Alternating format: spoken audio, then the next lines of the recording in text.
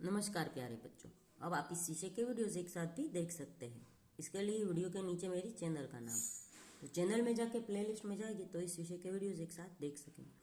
तो बच्चों, पिछले वीडियो में हमने सीखा था हिंदी कक्षानों का पाठ नंबर 18 अंधेर नगरी। आज के वीडियो में हम इस पाठ का स्वाध्याय सीखेंगे। तो पहला प्रश्न है, निम्नलिखित प्रश्नों के 1-2 वाक्य में उत्तर लिखिए। तो पहला है, महंत ने नगर की असलियत जानने पर क्या फैसला लिया। तो जवाब होगा, महंत ने नगर की असलियत जानने पर वहां न रहने का फैसला लिया। दूसरा प्रश्न है, अंधेरी नगरी में भाजी और खाजा किस भाव से बिकता था। तो जवाब होगा, अंधेरी नगरी में भाजी और खाजा यानी दोनों का भाव टके सेर था।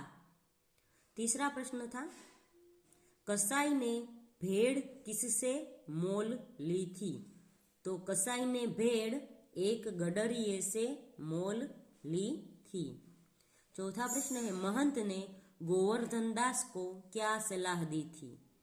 तो जवाब होगा, महंत ने गोवर्धन दास को सलाह दी थी कि उस नगर में न रहने की सलाह दी थी जहाँ टके सेर भाजी और टके सेर खाजा मिलता है।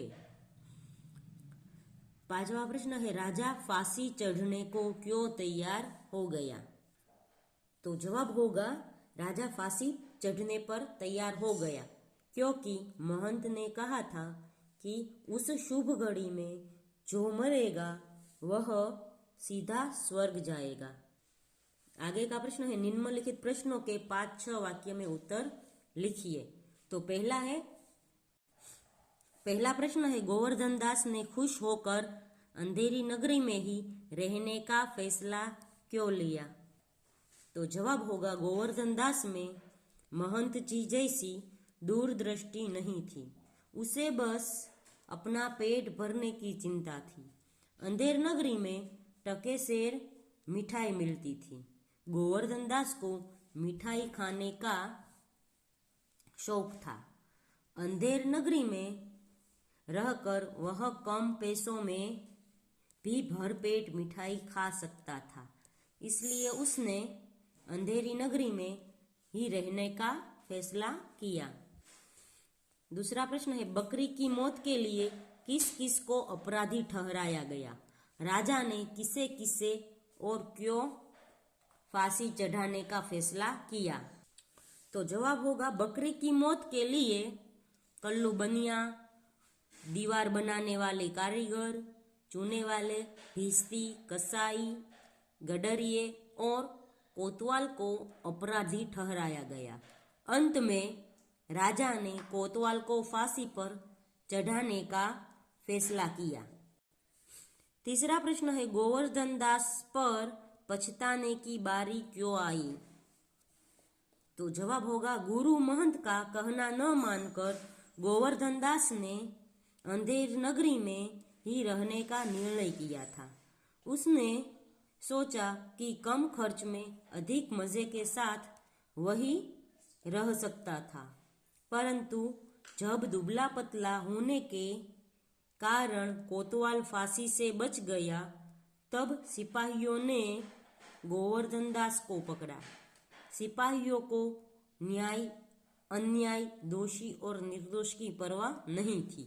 उन्हें तो फांसी पर चढ़ने लायक व्यक्ति की जरूरत थी।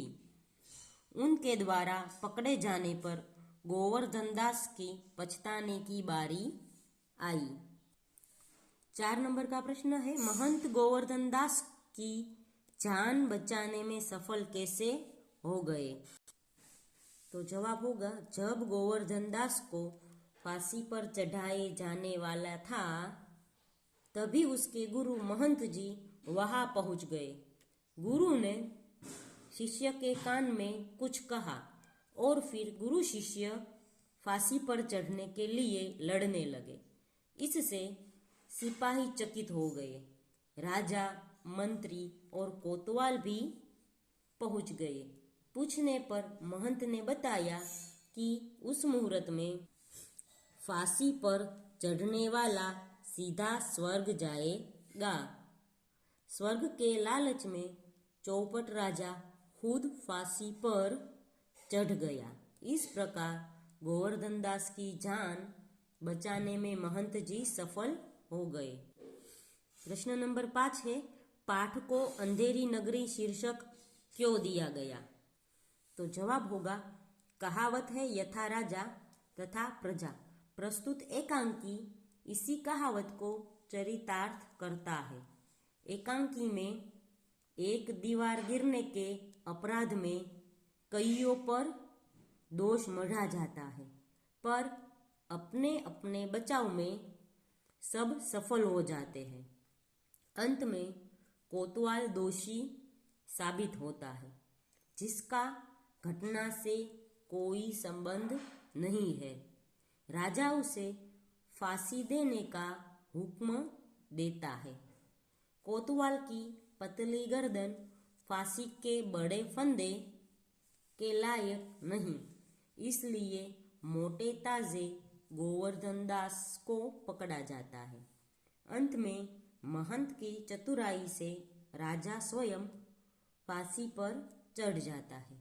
इस प्रकार अंधेरी नगरी सचमुच अंधेरी नगरी है। यहाँ सच और झूठ में कोई भेद नहीं किया जाता। यहाँ न कोई कानून है न व्यवस्था। अपराध कोई करता है और दंड किसी और को दिया जाता है। इसलिए पाठ को अंधेरी नगरी शीर्षक दिया गया है। आगे का प्रश्न है, आशय स्पष्ट कीजिए। तो यहाँ पर जो पंक्तियाँ दी गई है या वाक्य दिए गए हैं, उस पंक्ति या वाक्य में क्या कहा गया है वह हमें लिखना है। पहला है, अंधेरी नगरी चौपट राजा, टके शेर भाजी टके शेर खाजा।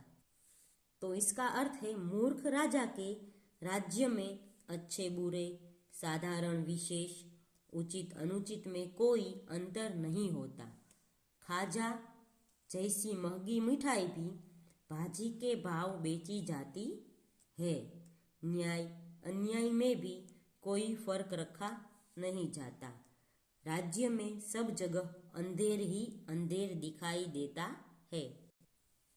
दूसरा प्रश्न है, राजा के जीते जी और कौन स्वर्ग जा सकता है? हमको फांसी चढ़ाओ, जल्दी करो। राजा को बताया गया कि फांसी पर चढ़ने की यह बहुत शुभ घड़ी थी। उस समय फांसी पर चढ़ने वाला सीधा स्वर्ग जाएगा। मूर्ख राजा स्वर्ग के लालच में आ गया। बुद्धि विवेक का उसमें घोर अभाव था। महंत की चाल में फंसकर वह फांसी पर चढ़ने के लिए तैयार हो गया। उसकी मूर्खता ही उसकी राजहट बन गई। आगे का प्रश्न है, सही शब्द चुनकर वाक्य पूर्ण कीजिए।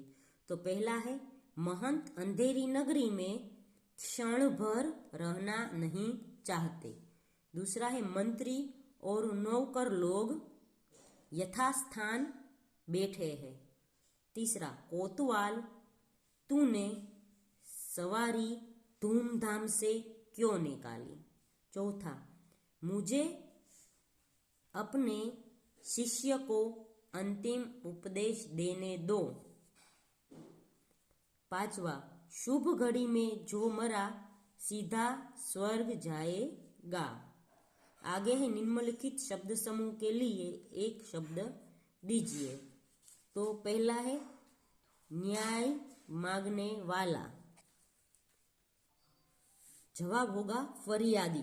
दूसरा है, तरकारी बेचने वाली स्त्री, तो कुजड़ी। तीसरा है, चमड़े की खाल का बड़ा थैला, तो मशक। चौथा है, भेड़ बकरे चराने वाला, तो होगा गडरिया। पांचवा है, मिठाई बेचने वाला, तो हलवाई।